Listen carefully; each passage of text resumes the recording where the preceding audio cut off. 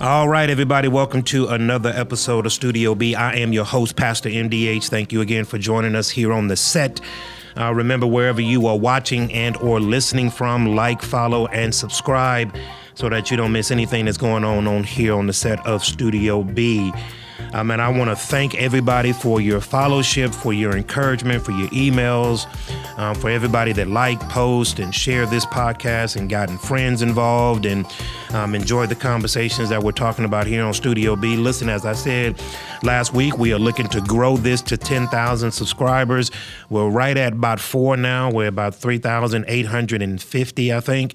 We're trying to grow this to 10,000 by the end of summer, and I do believe that we can make that happen with your help. So please make sure that you share this, like this, make sure that you comment. All comments are welcomed. We can handle all the smoke, bring it all on. Make sure that you are helping us to get to that goal of 10,000 by the end of the summer of 2021. Man, today I've had so many, I'm coming off of a great week, man. I just celebrated my 20-year anniversary with the love of my life, Miss Jamie Holman. We've been married for 20 years, been knowing each other for 26. We have 4 beautiful children. God has richly blessed me and my family. I'm so thankful for that core unit called Team Holman. She's been on the podcast a few times. She's the children's ministry director here at the Church of Bethel's Family, and just a wonderful woman of God. And I so appreciate her, man. So I'm coming off of a great week where we just got away for a couple of days and just kind of enjoyed each other's company. Just found out that my only son, my only begotten son, also got accepted into college, so he'll be going into Sam Houston in the fall of this year. So I'll have 3 kids in college, Lord have mercy, and then a 4th child to follow in the next 2 years. So y'all be praying for me, maybe kick a couple dollars my way so that we can help pay for this thing, do a GoFundMe account or something like that, man. But God is good, and I am extremely, extremely blessed. But last week, when it's me and my wife were enjoying our time together, we had some great conversation. I thank God for my wife that we're able to talk and that we actually do like each other. So it's not just, we love each other. I mean, that goes without saying, but we actually like each other. We actually enjoy each other's conversation and enjoys each other's company. And so we had a great time last week, and we were just talking about a whole lot of different things. And one conversation led to another. We went to politics. We went to social issues. We went to marital issues. We went to our children. We talked about a whole lot of stuff. And it got me thinking about a lot of things that are pervasive in our land right now. And I've told this on the podcast maybe about 3 to 4 months ago when I talked about a podcast that was titled, What is Truth? Go back and look at that one. I believe it's a great podcast, but it was based off of John 18:38. And I believe, and I say this with a grain of salt because it's not that one scripture is more better than the other or more important than the other, but this is one of the most provocative scriptures in all of the Bible. It is talked about by the mouth of Jesus when he is going to Pilate, and Pilate asked him, what is truth? He said, what is it?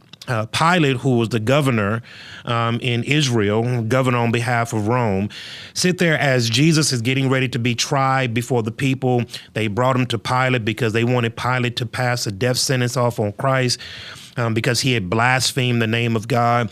And here it is, Jesus and Pilate are interacting in conversation. And then Pilate asked Jesus this all-important question that I even think that even in 2021 we still grapple with. And it is, what is truth? Like, what is it? How do you define it? Who says what is truth and what is not truth? And as I began to start thinking about this question, I came back to our world, our society, our culture. You guys know that we live in a world right now that celebrates lies. We live in a world that not only celebrates lies, but even more importantly, they reward lies. When you are a purveyor of truth, when you try to stand on the truth, not that everything in your life has to line up, cross every I, cross every T, dot every I. However, but you're trying to live a life of integrity. You're trying to live a life that is worthy. You're trying to live a life that is worth living. If you are on that side and you're trying to make the most of the time that you have here on earth, you are a salmon swimming upstream because you are in a culture that celebrates error. And I'm talking about from the top all the way down. We live in a world right now that celebrates and rewards evil behavior. And so when you're in this particular culture as a Christian or as just somebody that is just trying to live a decent life, you are going to be swimming upstream against the culture because you're trying to live a life that is worthy of God's praise.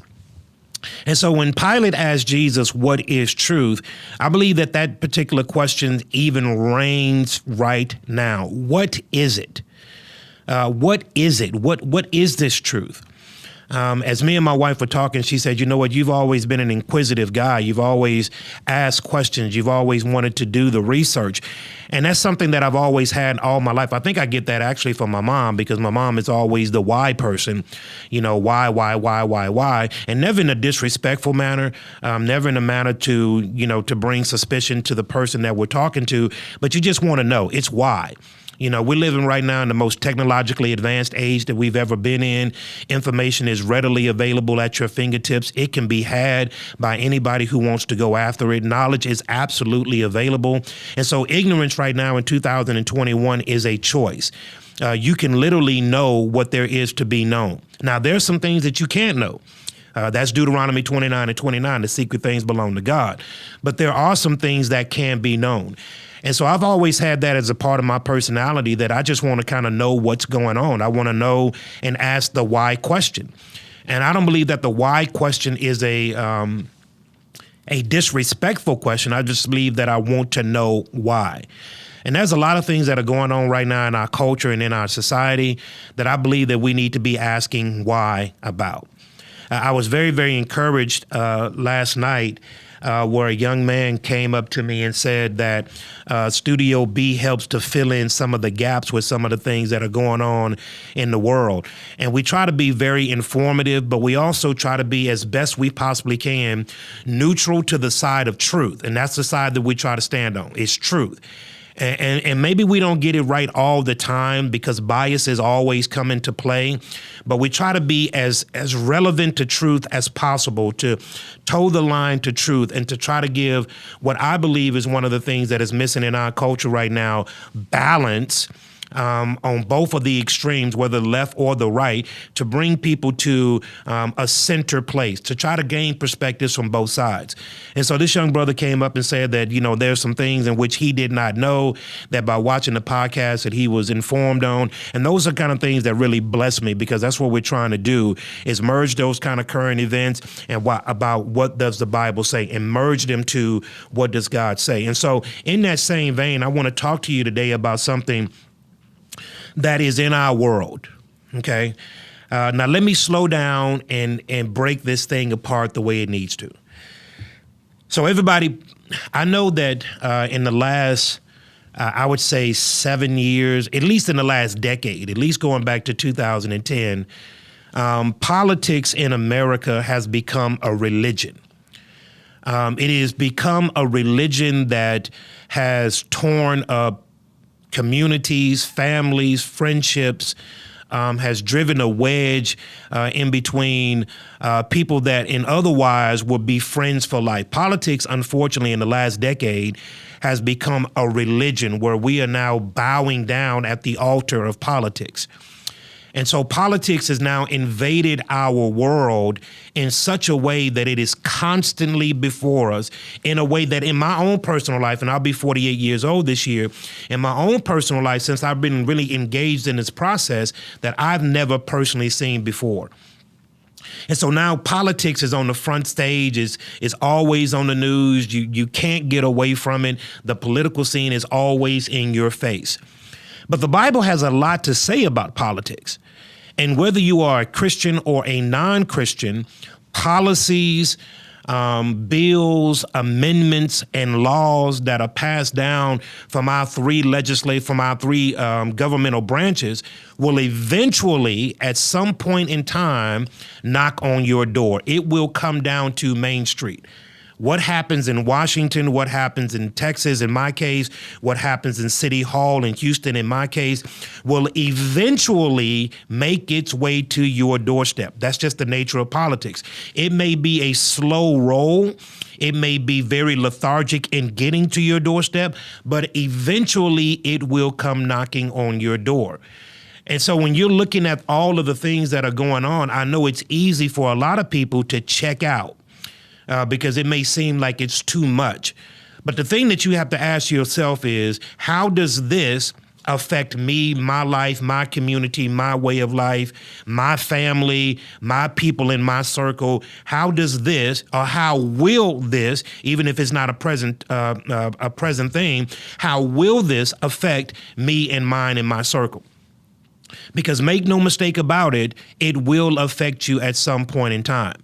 And so I know that the political debate and I know that the political landscape right now is very, very tumultuous. I know that, it is a polarizing environment right now. But the Bible has a lot to say about government and about politics, a lot to say about it. I just told you about Pilate, who was the governor for Rome, reigning in Israel or Jerusalem at that time. And so you had the church essentially having to acquiesce to what the government said. Now, in Acts chapter number 5, verse number 38, Peter says here that when somebody tells me to do something, I must acquiesce to what that person does in governmental forms, except if it causes me to offend or go against God's standard or against God's word. And so there is a caveat there to not only, yes, we must be in submission to the government, except if it causes me to go against what God said. And so there is a Christian view that I believe is more prevalent than the actual governmental view. And so again, what we're trying to do is take the mainstream issues and say, what does God say about this particular issue? And so there's some things that are happening in our government, that have been happening in our government over the last 10 plus years, that are absolutely reaching Main Street. And I believe that it's going to reach a crescendo. Now, here's why I say that. Because everybody, the last of the last days, has to get here eventually. We have to get to a point, if the Bible is correct and what God said is true, we have to get to a place to where time begins to wind down. Time, as we know it, is not eternal. We're living in the time-space continuum. We're living in a world that is based on a 24-hour time period, AM and PM. We're not living in the eternal state.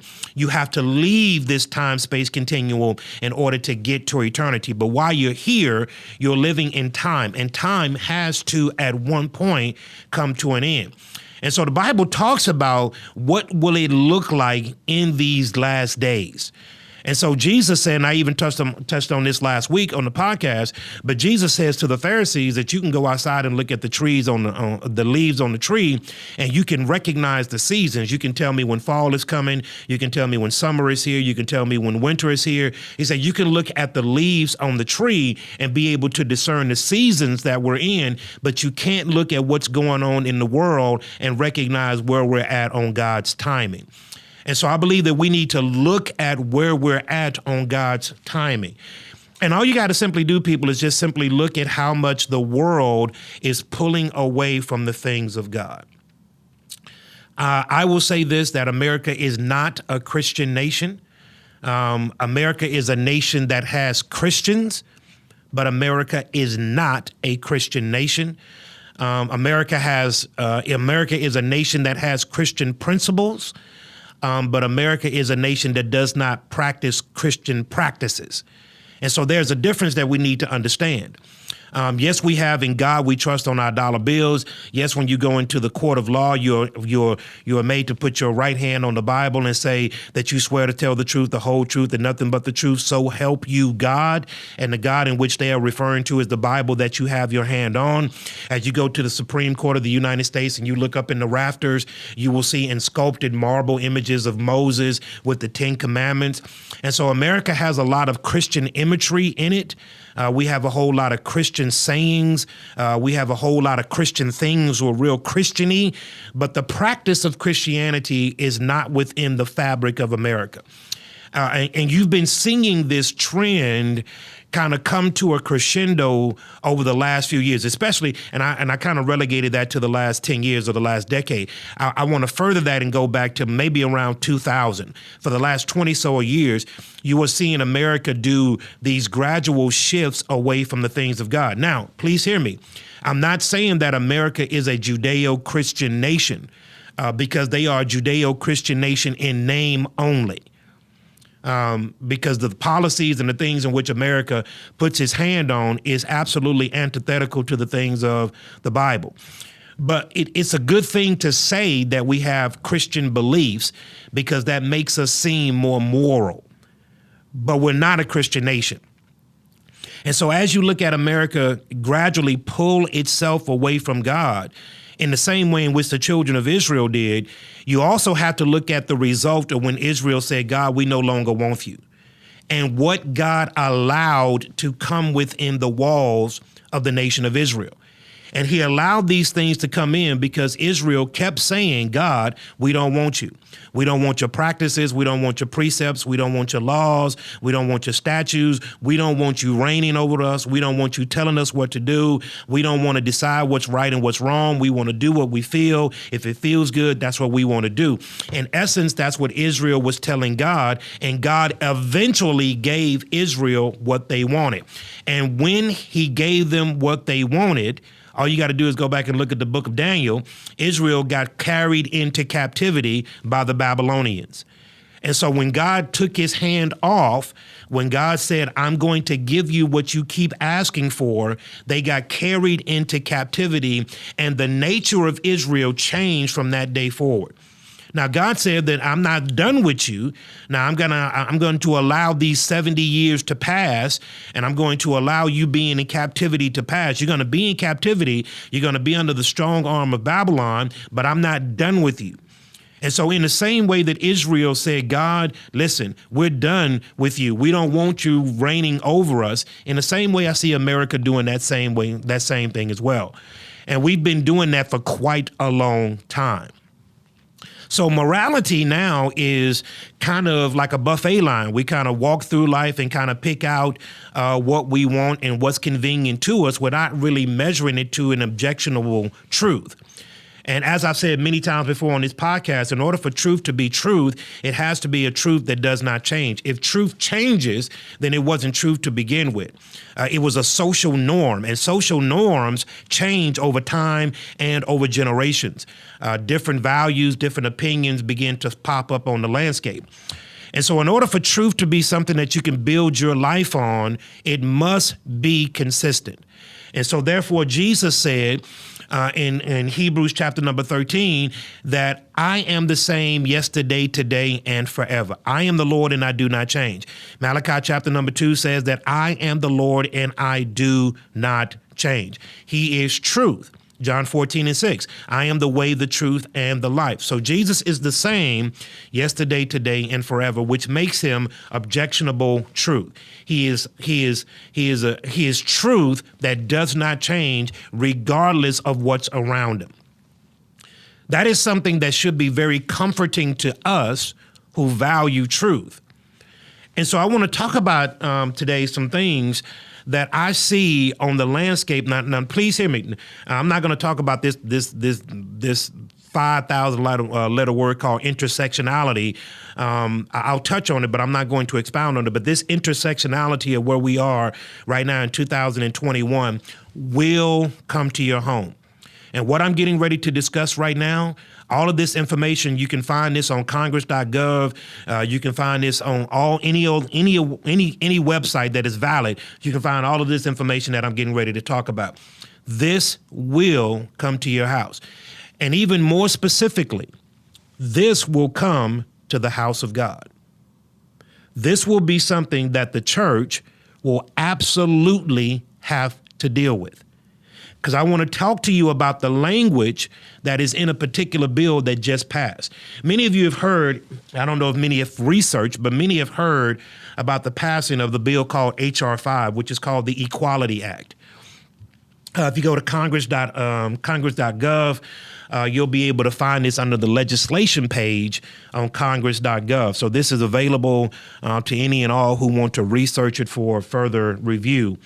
But the H.R. 5 Equality Act was passed by the 117th Congress on March the 17th in the Judiciary Committee. It passed the House, passed the Senate, and now, it hasn't passed the Senate yet. It's on its way to the Senate, but it passed the House on March the 17th of 2021 in the Senate Judiciary Committee.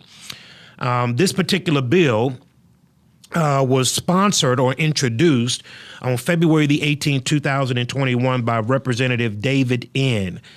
And this is a politician that presented this particular bill to Congress to pass. Now, I want to give you the details about this because remember now, intersectionality, the way that politics works is what happens in these high levels of government, whether on the federal level, whether on the state level, or even on the local level, will eventually get to your doorstep. Okay, so if they pass a tax bill, that tax bill will work its way down to your home, and your taxes will go up or go down. It's just the way of the world. It's just how it works. And so this particular bill, H.R. 5, which is the Equality Act that passed in the House of Representatives on March the 17th, 2021, is as followed. I'm going to read this verbatim. And again, you can find this on congress.gov on the legislative portion of their website. The Equality Act. This bill prohibits discrimination based on sex, sexual orientation, and gender identities in areas including public accommodations and facilities, education, federal funding, employment, housing, credit, and jury systems.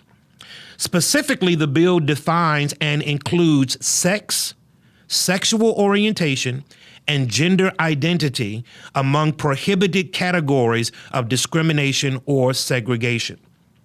The bill expands the definition to public accommodations to include places of worship, establishments that provide exhibitions, recreation, exercise, amusement, gatherings, displays, goods, services, or programs, or transportation services. The bill allows the Department of Justice to intervene in equal protection actions in federal court on account of sexual orientation or gender identity. The bill prohibits an individual from being denied access to a shared facility, including restrooms, locker rooms, dressing rooms that are in accordance with the individual's gender identity. That is H.R. 5, the Equality Act, that has just passed the House this year.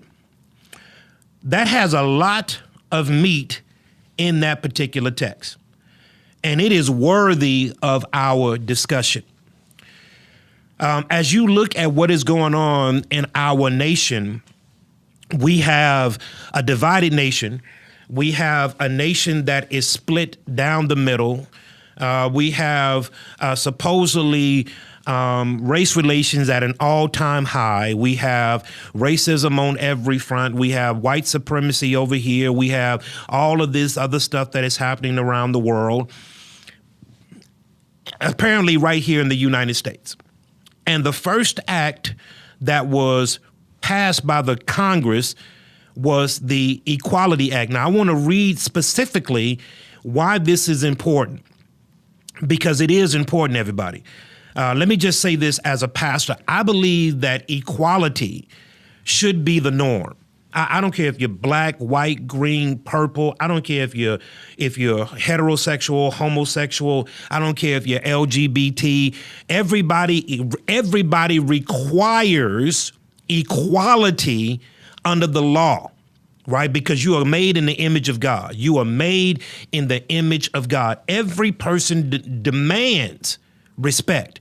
Respect is not something that you earn. Respect is just something that you give because you're talking to another person that's made in the image of God. As a matter of fact, the Bible says, how in the world can you say that you love God whom you've never seen, but you hate your brother that is made in the very image of God? He goes on to say that you're a liar.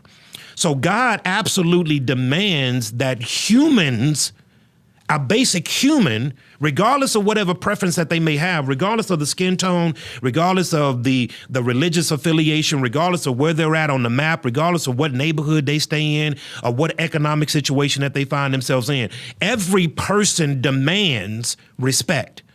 And so every person should get respect simply because they are a person. So as a pastor, I believe that to the core of my being because I believe in Genesis 1:26 and 27. That every man was created in the image of God and in the likeness of God. So regardless of whether or not in whatever practice that you may practice, I may disagree with it. You may disagree with how I live my life. But at the basis of us both being humans, we got to have mutual respect for one another. And so that's at the core of everything that we do. And so I don't ever want anybody to be misconstrued about where equality is. I believe in equality for all, but I do not believe in equity for all. Equity and equality are two different arguments. Equality comes from God. Equity means to control the outcome. I don't believe that there's equity for all because I believe that different people put in different amounts of work, and based on whatever work that a particular person puts in, they get the reward of that work. So a person that does not put in the same kind of work as person A does not receive the same kind of work as person B. That's equity. I don't believe in giving equity for all people. I believe in equality for all people. All people are meant to be equal. All people, whether you're black, white, or indifferent, when you go into a court of law, you're not supposed to be seen by your color. Your color is not supposed to dictate the sentence that you get for a crime that has been committed. Okay, that's called equality. Equality under the law. That means equality in politics, right? And it doesn't matter if you're Republican, if you're Democrat, if you're black, if you're white. It doesn't make a difference. Everybody's supposed to be equal under the law. That's why Lady Justice has a blindfold on. She has scales in her hand that does not tip to one side or the other. The law is supposed to be blind to whoever the law is subjugated to. That's called equality. But everybody, equity is something different. Equity is something different. I say this because for the majority of my life, I lived on 100% commission-based sales. So, the salary and the hourly thing, I came out of an environment to where you ate what you killed, right? So however hard you worked that previous 2 weeks, your paycheck at the end of that 2 weeks determined this is how hard I worked. That was the drive in commission-only based sales. And in the environment that I came out of, you have people that were getting paid different amounts of money, right? So nobody got the same check, right? To get everybody the same check, that's called equity. That is determining the outcome that everybody deserves the same thing, regardless of how they have worked to achieve it. I do not believe in the equity of all people. I believe in the equality of all people. So with that said, I have to share with you why the Equality Act is disturbing in many different ways. Because the Equality Act is not about equality. The name in and of itself will make you think that it's about equality, but it's not about equality, it's about equity. And those are two different things. The Equality Act is a bill that discriminates based on sex orientation and gender identity. This whole gender identity, or what we call gender dysphoria, is something that is really making the rounds right now. It's really making the rounds right now within the last 10 years, more so than we ever have in the history of our land. Now, we've had people that have suffered with many different things and many different issues, but now we have gender dysphoria, where we have people who do not want to be or feel that they're different than their natural born sex has obligated them to be. So a man that was born a male says that he feels like he's a female inside of a male's body. Right. And so now we've labeled this gender dysphoria or gender identity.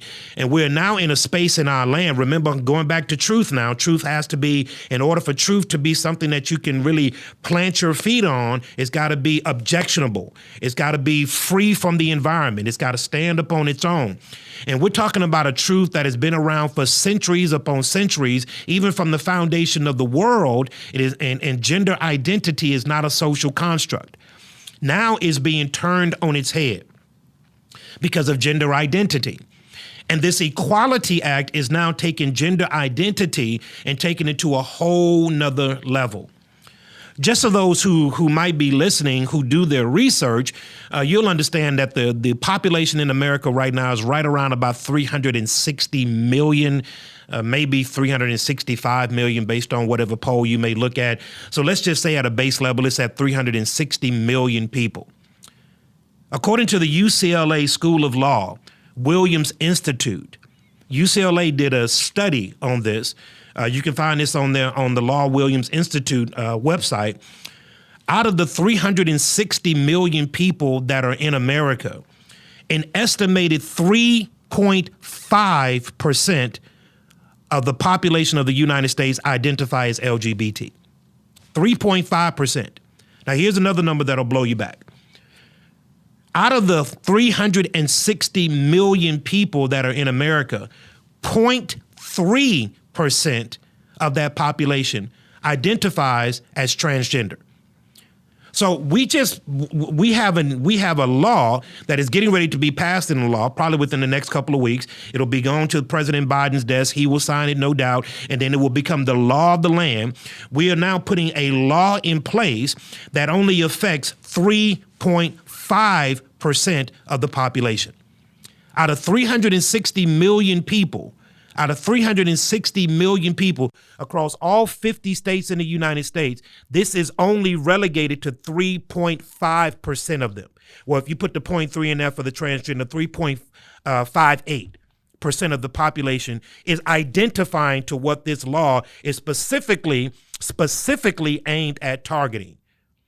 And this is greatly concerning because this thing about gender identity, I want you to listen to the wording.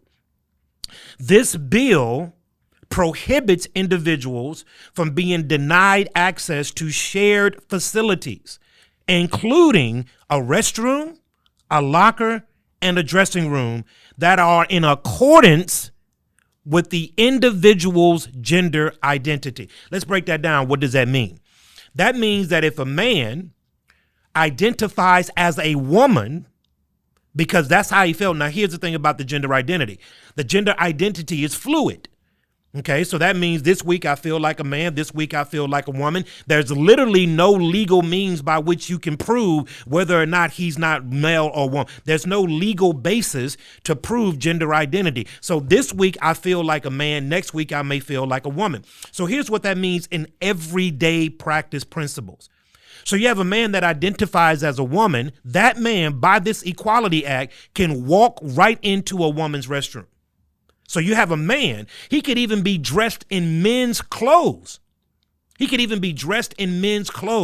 But can say that I identify as a woman, can walk right into a female's bathroom, and there's nothing that the law can do about it.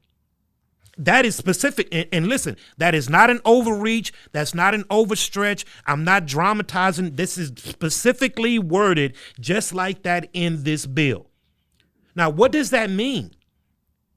That means that now, and you see this going all along Colorado, especially in Colorado, they're having an influx of it. South Dakota, North Dakota, you're now having biological men who are now identifying as women that are dominating women's sports. I don't know if you guys remember the UFC fight a couple of years ago where you had a biological man identify as a woman and got into the square, got into the octagon with a natural woman and not only beat her to a pulp, but cracked her skull in 5 different places. Because you had a man fighting a woman, but he identified as a woman. Cracked her skull in 5 different places. You can go on Google. You can Google it about the UFC fighter that got into the ring and cracked a woman's skull because he identified as a woman. I have a daughter right now that is in track right now. And all the things that are going on right now, every time I go to a track meet, I am anticipating the firestorm that I will have to be engaged with when I see a natural born man identify as a female and now running in a female sport. And so this particular Equality Act is very, very troubling. Because again, it's not for the populace, it's for a particular group of people. And this particular group of people is in a place to where they are making a lot of things happen. I want to share this with you because last year I took a lot of heat.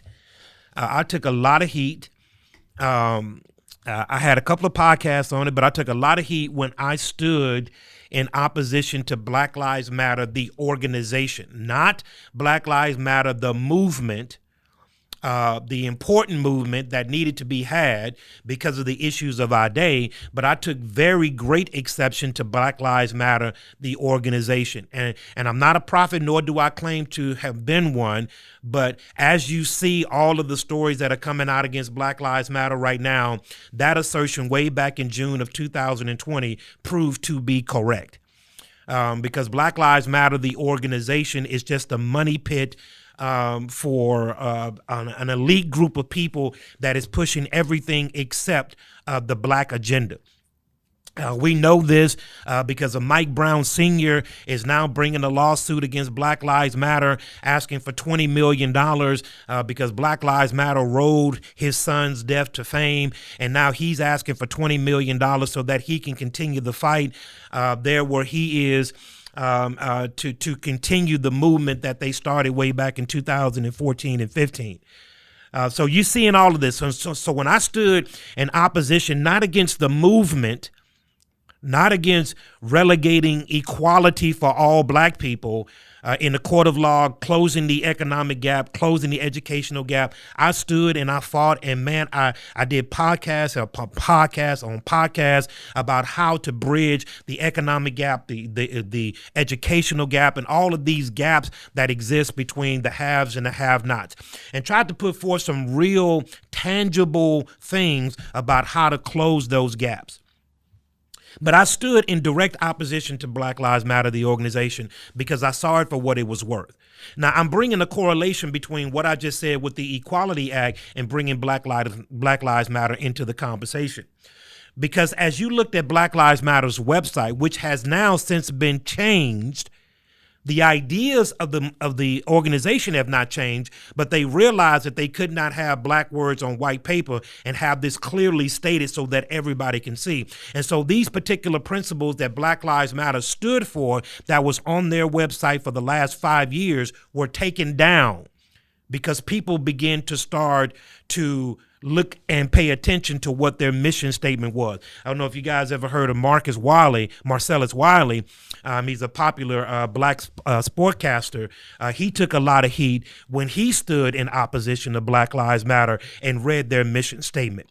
Now, he did this back in November of 2020, and right when he did it, he has a more prominent voice than I do. After he brought all the attention to that particular website and people went in and looked at the mission statement, right after that, they took the mission statement down.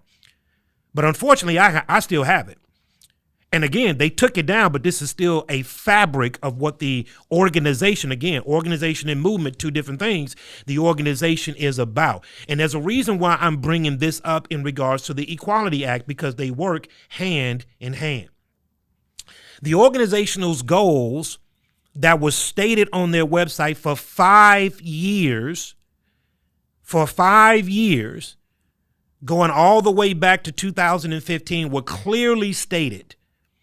But when it began to start cause some trouble, they took it down. They did not abandon the mission statement. They took the mission statement down. Black Lives Matter said this: we are self-reflective and do the work required to dismantle cisgender privilege and uplift Black trans folk, especially Black trans women, who continue to be disproportionately impacted by trans antagonistic violence. Now, a quick Google search will yield you some very astounding results. I tried to go back all the way back to 2016. From 2016 all the way up into where we are here in March of 2021, there have been 34 cases, federal cases, against Black trans people since 2016. But what this particular mission statement says, that Black trans women or Black trans folk are disproportionately impacted by trans antagonistic violence. It says this, that we build a space that affirms Black women and is free from sexism, misogyny, and environments in which men are centered. So if you don't know anything about Black Lives Matter, I don't have the time to go into it now here on the podcast, but Black Lives Matter was started by 3 women. 2 of these women are married to transgender men, and the other woman is a full-blown she's married to a lesbian here in Canada. So Black Lives Matter was made or was founded by 3 self-proclaimed Marxists. Now, I'm not adding words. I'm not putting words in their mouth. You can go back and you can look at Alicia Garza, Patrice Couillard, and Opiel Tomati, and you can see what they say about why they started Black Lives Matter. And if you look into the mission statement and compare what's going on with the Equality Act, you will see hand in hand. And I'm bringing this up for a reason, y'all. Look at what this says. This is in their mission statement that they are since taken down. We want to disrupt the Western prescribed nuclear family, required in supporting each other as extended family and or villages, and collectively care for one another, especially our children, to the degree that mothers and parents and children are comfortable. They said in their mission statement, we want to tear down the nuclear family structure. What is the nuclear family structure? A man and a woman, a husband and a wife, a mother and a father. We foster a queer affirming network. When we gather, we do so with the intention of freeing ourselves from the tight grip of the heteronormative thinking, or rather the belief that all in the world are heterosexual. So specifically, they're saying that they wanted to wage a war against heterosexual people.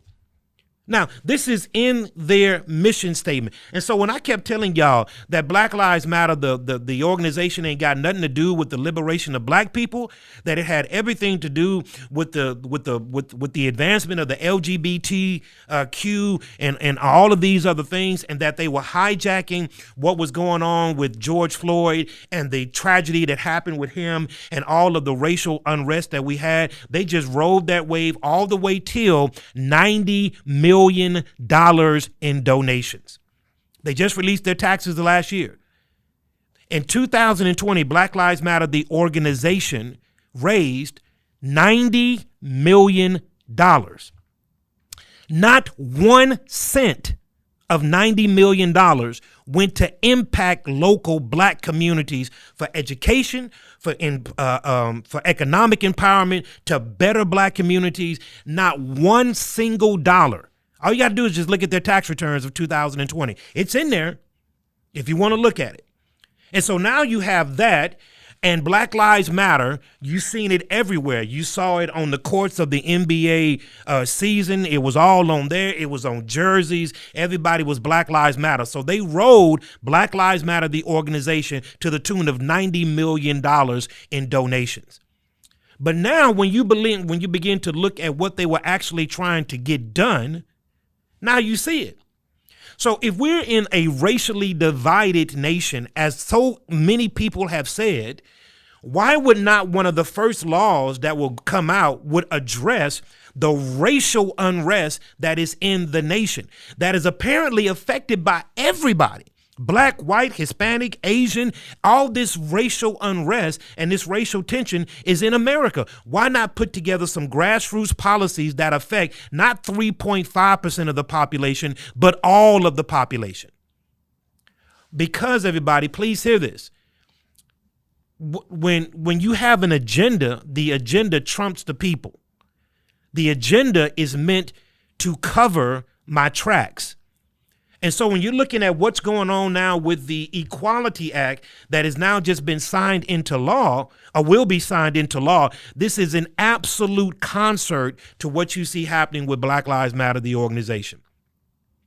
Now, if you follow Black Lives Matter on Instagram, you'll see that they had some real bones to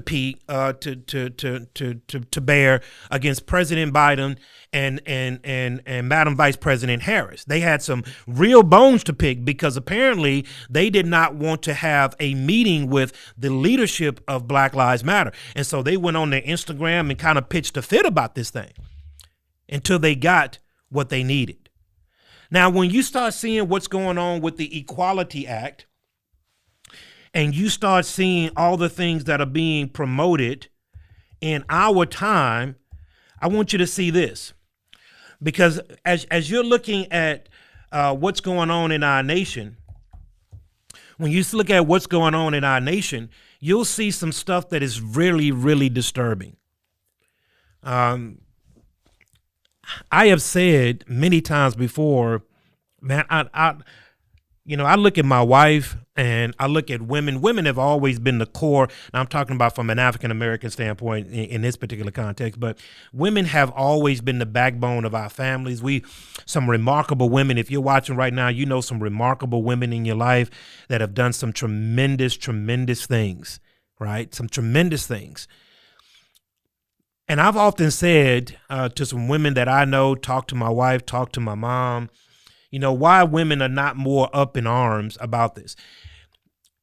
When you're looking at psychology and you're looking at the psychiatry of the human body, the mind and the mental state of man, if I came into the podcast right now dressed in a Superman costume, or if I walked around with a Batman costume, some people would ask me what was going on. If I came and said that I am, we put people in psychiatric wards because they believe that they're somebody else. When a person believes that they're somebody else that they're obviously not, we put a straitjacket on them and put them in a psychiatric ward. Because doctors and psychiatrists have said that there are things that are going on in their mind that are not normal.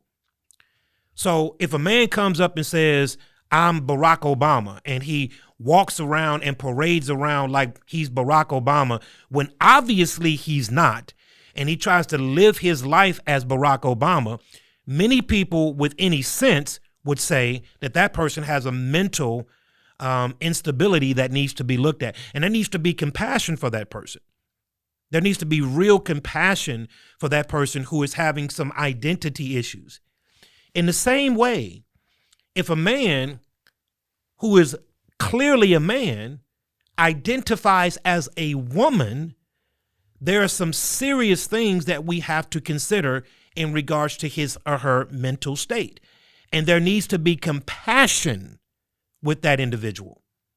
There don't need to be, finger pointing and disparaging them to the degree to where they shrink back in a hole. We have to identify that there are some things that are not right and then help them through that process. In the same way that you would take a man who clearly believes that he's somebody that he's not.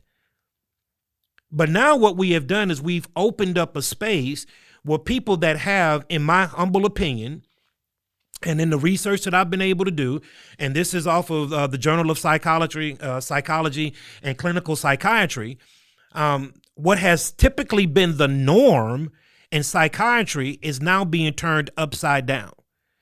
And now the diagnosis that would have taken place in the early 2000s, the late 1990s, that were clearly known in scientific arenas as being a mental disorder are now being shunned as being diagnosed. So now we've created a space to where people can literally assume that there's somebody that clearly they're not, and we don't get them the help that they need. And why is this so important? I'm going to tell you why. Hear this. This is section number 2 of the Equality Act. Let me go to section number 1. It says discrimination can occur on the basis of sex, sexual orientation, gender identity, and related medical condition of an individual as well because of same sex-based stereotypes. A single instance, this is part 2, a single instance of discrimination may have one or more bases. It says counseling a person who has a gender identity is considered to be discrimination against that person as it denies their true feelings. I want you to think about it. That is in the bill, in black words on white paper. That counseling a person that says to a man that comes up and says, you know what, I think I'm a woman inside of a man's body. Counseling that person through that, having compassion on that person, realizing that there's something wrong. There's some childhood trauma that is going on. There's something mentally and emotionally going on. And then walking with that person to get them to a place to where they are better. Here's what this bill says. When you counsel that person, what you're doing is discriminating against that person because you're going against what they really feel they are. Think about that. That is a bill that just passed the House of Representatives. But we wouldn't say that to a man who believes that he's Superman. We wouldn't say that to a man who tries to climb walls believing that he's Spider-Man. You would clearly first have compassion upon that person. You would clearly have compassion on them. And then you would try as best as you possibly can to walk with them to get them to a place to where they're better in life. But now we've created a space that does not do that anymore. Now, many would say, where is this going to head? This is not a Chicken Little. The sky's not falling. But I don't think anybody should be surprised if a woman were to walk into a bathroom, a female bathroom, and see a man there. I don't believe that anybody should be surprised by that. I don't believe that, when you see a man in a woman's bathroom, you'll see a woman in a man's bathroom. It's written in the law to where you can't do anything to that person based on how they identify. So if a woman identifies as a man, she can clearly come into a man's bathroom and, have all of the privileges of the man's bathroom. She can, now watch this. A man that identifies as a woman can go into a woman's locker room, a woman's locker room, because he identifies as a woman. And there's no legal means by which you can stop him. And if you try to stop them, they've already said that the punitive lawsuits that will incur will be so stiff as that you will change your opinion and your stance very, very quickly. When they start hitting you with those 9-0 punitive lawsuits, you'll change your opinion very, very quickly. And so many would say, okay, where are we headed?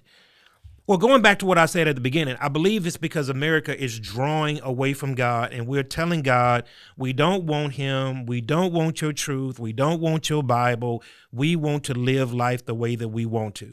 And I believe God is so gracious of a God that he loves us so much that he's given America over to its desires. Now, please hear this. God always has a remnant. God always has a remnant. But I just want you to know something, everybody. When you speak up against stuff that is error, and when the Bible says that we must confront truth, it is not just talking about confront error. It is not just talking about bad doctrine. It's not just talking about somebody that may manipulate the Bible for their own personal gain. It is talking about error wherever we encounter error. That's just called being a Christian. And this, in my humble opinion, is error to the highest degree. Because this is normalizing what is not normal. And as opposed to having compassion And as opposed to loving people through this process and getting them the help that they so desperately need, we are placating and bowing down and pushing agendas over people. And it's a sad situation that we're in right now, to where people are now just a commodity. They are now collateral damage in order to get the agenda pushed. And that's a sad place for us to be. I am so sympathetic to those who identify in those particular positions. If a man identifies as a woman and he's clearly a man, I have compassion on that person, because I know, not being a medical doctor, not being somebody that knows all the intricacies of all of these things that's happening in the brain, but I obviously know that something is wrong. And compassion, the same compassion that God has on us, is the same compassion that I would have with anybody suffering with anything that is detrimental to their health, to their well-being. We should have compassion on. When you see a drug person out there, somebody addicted to drugs, and they're sitting there slouching under a bus stop, and they are obviously drunk into a stupor. They're so drunk that they've fallen out on the curb. If your heart doesn't go out to that, if you don't have compassion on a person that is in a lifestyle that is detrimental to their health and to their well-being, then I don't know what pushes your button. So we can't normalize this. We can't make laws that assimilate this.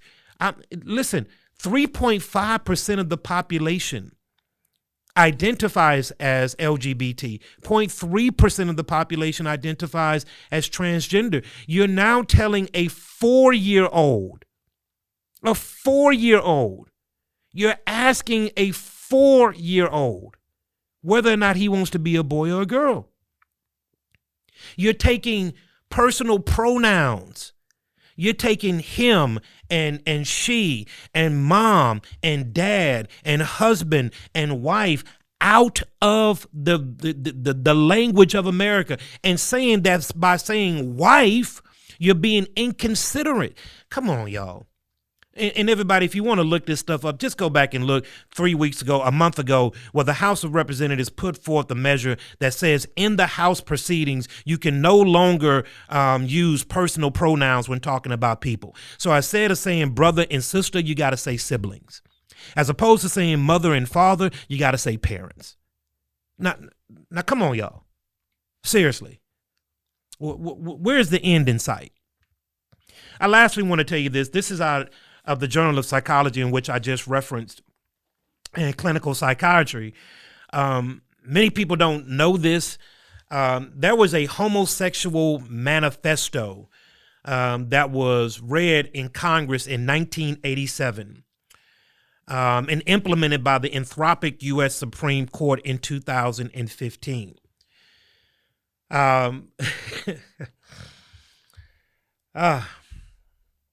This is a Homosexual Manifesto, and it's quite lengthy, so I won't go through it all. But this Homosexual Manifesto was given by Michael Swift. He is a gay revolutionary, reprinted from the Congressional Record of the United States Congress, first printed in Gay Community News in February 15th through the 21st of 1987. Let me read that for you again. This is by Michael Swift, who is a gay revolutionary, reprinted from the Congressional Record of the United States Congress, first printed in the Gay Community News, February 15th through the 21st, 1987. Here's what this Gay Manifesto of 1987 says. We shall sodomize your sons, emblems of your feeble masculinity, and your shallow dreams and vulgar lies. We shall seduce them in your schools, in your dormitories, in your gymnasiums, in your locker rooms, in your sports arenas, in your seminaries, in your youth groups, in your movie theaters, in your bathrooms, in your army bunkhouses, in your truck stops, in all male clubs, in your houses of Congress, wherever men with men are together. Your sons shall become our minions and do our bidding. They will recast in our image. They will come to crave and adore us. Women, you will cry for freedom. You will say you are no longer satisfied with men, They will make you unhappy. We connoisseurs of the masculine face, we masculine physiques shall take your men from you then. We will amuse them. We will instruct them. We will embrace them when they weep. Women, you will say you wish to live with each other instead of with your men. Then go and be glad with each other. We shall give your men pleasures they have never known. And foremost, the men shall be our subjects to please them like no woman can. All laws banning homosexual activity will be revoked. Instead, legislation will be passed which engenders love between men. All homosexuals must stand together, and as brothers, we must unite artistically, philosophically, socially, politically, financially. We will triumph only when we present a common face of vicious heterosexual enemy.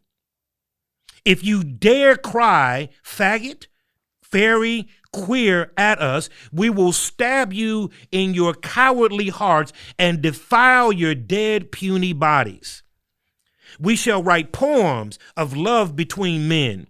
We shall stage plays in which men openly caresses men. We shall make films about love between heroic men and replace them with cheap, superficial, insipid, and juvenile heterosexual infatuations of men.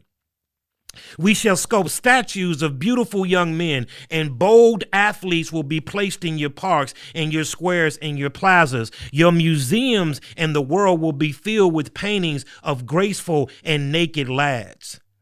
Our writers and artists will make love between men fashionable. And we will succeed because we are adept to setting styles and trends. We will eliminate heterosexual liaisons through usage of redeeming the Rainbow 203 devices with wit and ridicule, devices we are skilled at employing. We will unmask your powerful heterosexual who masquerade, your homosexuals who masquerade as heterosexuals. You will be shocked and frightened when you find out that your presidents and your sons and your industrialists and your senators and your mayors and your generals and your athletes and your film stars and your television personalities, your civic leaders, your priests are not safe, familiar, heterosexual figures that assume them to be that are actually homosexual in nature. We have cryptic members in every phase of society. We're careful when we speak of homosexuals because they are always among you. We have an agenda to make homosexuality the lay of the land. Now, if you want to go back and look at that, that's called the Homosexual Manifesto. That was read by Michael Swift, the gay revolutionary, reprinted by the Congressional Record of the United States of America, first printed in the Gay Community News, February 15th, 1987. So if you think this stuff is just happenstance and it's just happening by chance and this is not an agenda, you need to wake up. Jesus said that in the last days, these things will happen. I talked about it last week on the podcast. You can go back and look at it. It's in 2 Timothy chapter number 3, that when you see these things start to take place, 18 things he lists, that men will become lovers of themselves, lovers of pleasure, rather than lovers of God. He lists 18 things that will be prevalent in the last days. And all 18 of those things that he listed in 2 Timothy chapter number 3, you can point to them right now in our current day. And he said, when you see these things start to happen, look up, for your redemption draws nigh. So everybody, this is not a Chicken Little moment. The sky is not falling. But I do believe, and I'm talking to Christians now, we have been called to be the salt and the light of the earth. That's what we've been called to do. We've been called to be the salt and the light of the earth. And being the salt of the light of the earth, being that light exposes. Darkness can never conquer light. I don't care how dark it may be in the room. You turn on the smallest of light and light will always penetrate darkness. Darkness can never overcome light, ever, ever. No matter how dark it may be, light will always win out. And so if you are a purveyor of the Lord Jesus Christ, you have the Holy Spirit residing on the inside of you. If you are me as a parent, as a father, as a lover of God, and you're looking at where our society, our culture, our nation, our world is going, and the limits that are being taken off right now, I don't worry about me, man. I'm 48 years old. I'm on the other side, heading towards glory. If the principle rather than the promise is applicable, then I got 22 more good years if I'm promised 10 years. I'm worried about my 20-year-old right now, my 21-year-old, my 20-year-old, my 18-year-old, my 16-year-old. When they begin to start navigating life, when they start to form families, when they have kids, if I don't toe the line and take the darts and say, you know what, that's not right. Now, I understand that by saying that's not right, that's going to bring a whole lot of stuff against me. I get that. And listen, there's some mountains that you gotta risk dying on. I get it. I get that standing up against this stuff can be very intimidating. Trust me. Trust me. When the vitriol comes your way, it comes your way. And it is not very comfortable. It is not very encouraging. So I understand that. And I talked a lot about that from the 10-minute table talk. I understand that sometimes we want to just kind of go along to get along, because to stand against it will bring the forces of evil itself against us. But everybody, I want you to see that the direction that we're going, not just in the current time right now, but this has been going on for a little bit. This is all the way back. It's the proverbial frog in the pot. When he gets into the water, it's warm, and you just start gradually turning up the heat. And before the frog knows it, the water is boiling and it's too hot for him to jump out of. If we don't toe the line and stand for truth, God's truth, not the world's truth and God's truth are two different truths, and stand up and say, that's not right. That's not right. The Equality Act that just passed has nothing to do with equality for all races. It does not address any particular racial issues. It does not bridge the gap between the economic gap that exists, the educational gap that exists. It does nothing about prison reform.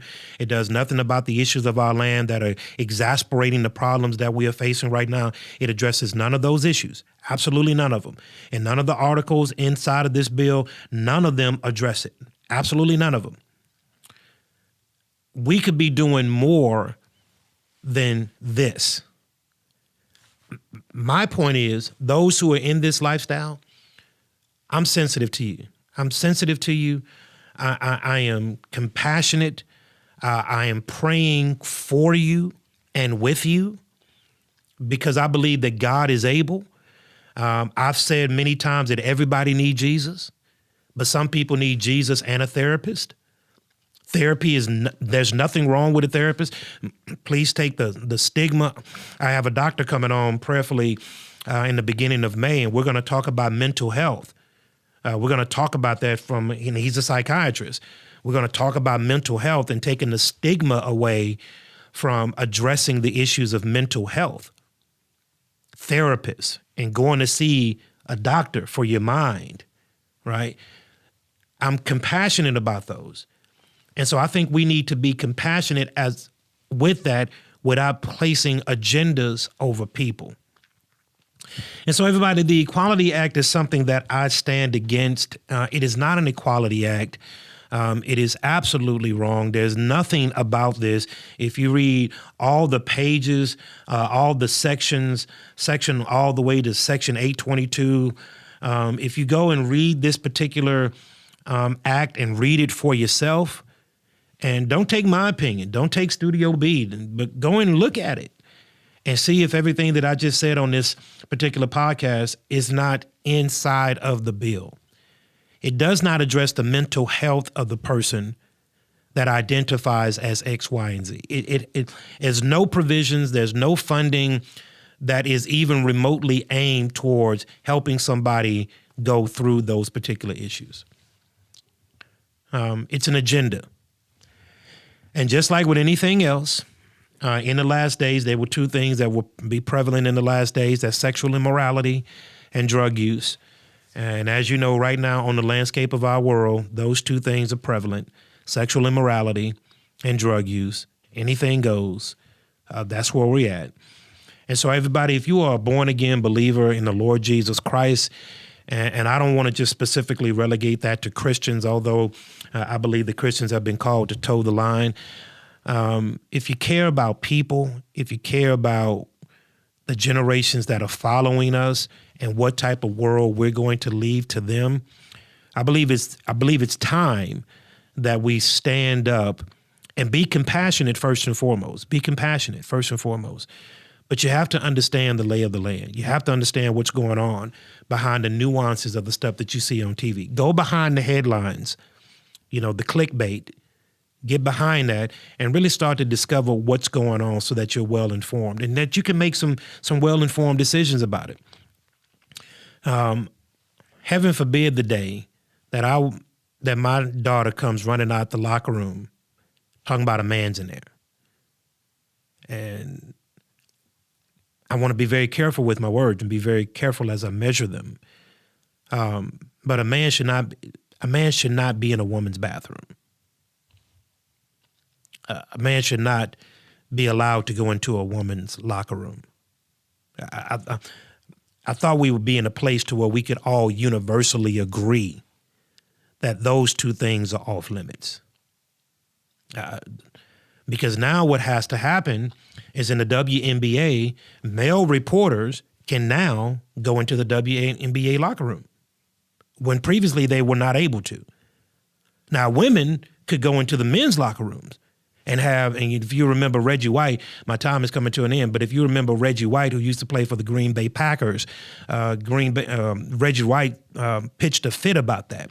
Reggie White, of course, being a born-again man of God, had a great disdain for women coming into the locker room where these men were coming out of the showers and had nothing on but towels. And so he made a plea to the league that reporters would have to wait outside and do press conferences outside as opposed to coming into the locker rooms with their cameras and their mics stuck into these men's faces that are many times just coming out of the shower. And to God be the glory, he won that to where now they had to wait outside until they had press conferences. But now in the WNBA, in any sports league, men can now go into women's locker rooms.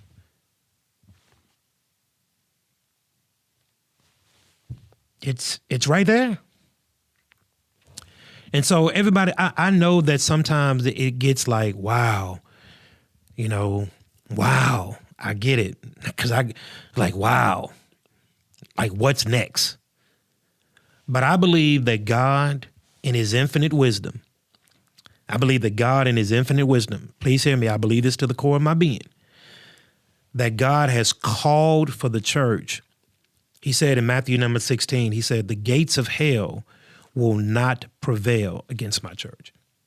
They're going to try. It's going to push. But everybody, the Equality Act is coming to the church. It's coming. This HR 5 bill, it's coming to your neighborhood. It's coming to your doorstep. I don't say that to scare you, but if you think it's not coming to your doorstep, you're crazy. It's coming. It's coming to your child's school.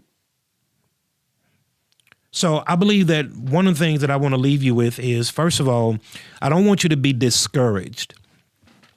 If you look at the Bible and you read the Bible and you are a purveyor of the Word of God, God has warned us and told us what's going to happen. Now, he hadn't told us in specific detail what's going to happen, but he's given us a 30,000-foot view of what it's going to look like. And when these things start to happen, you need to start doing this. Right? That's what the Bible talks about. So there's many places in the Bible to which we can land our eyes, and God gives us instructions about what to do in these times. Here's what he's telling us to do. One, we got to have compassion. We got to have compassion. We got to love people. We got to love people. We got to love people through whatever situation that they may be going through. Love just comes from God. Love is God, y'all. You can't get around that. You can't come up in here and jump up and down in church and scream hallelujah and sing all of the praise and worship songs and then get out there and start hating people. That's just not how it works. You got to love people. Compassion should be the fabric of every Christian. But with compassion means that I bring help. I want to be able to talk through the issues, not from a condemning place, but talk through the issues through a place of compassion, and then help that person walk through whatever struggle that they may be going through.